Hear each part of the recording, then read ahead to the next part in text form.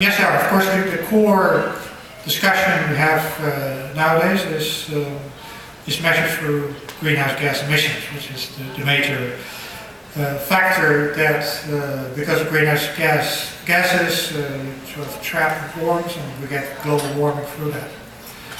So if we go as business as usual, we keep sort of the growth path of greenhouse gas emissions as we have it, the planet will not survive according to the science that we get from our climate experts. So basically it's a must, right? So it's actually, my view is there's no option, it's a must. We have to get to greener growth, reduce these greenhouse gas emissions. The question is how you would achieve that and what's needed for that.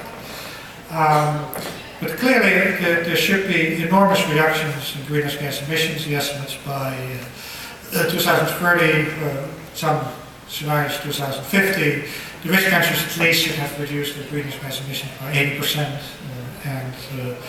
If there's also not contributions by developing countries, we will not have sufficient reduction in greenhouse gas emissions to avoid already possibly catastrophic climate change of 2 degrees centigrade increases by the end of the century and maybe sooner than that.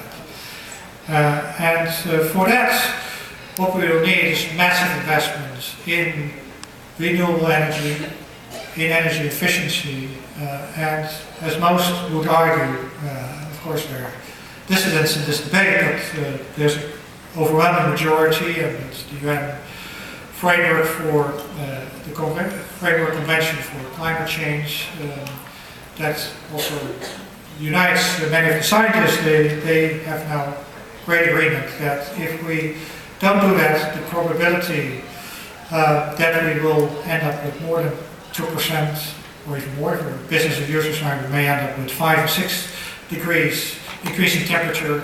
That will be catastrophic. So basically there's an option. Of course the debate is ongoing. We'll put out, for those of you interested, that's one of the other reports, our responsible world economic social survey that will probably come out in June will be on this issue of how to address the greening of the economy and what the challenges are ahead of us.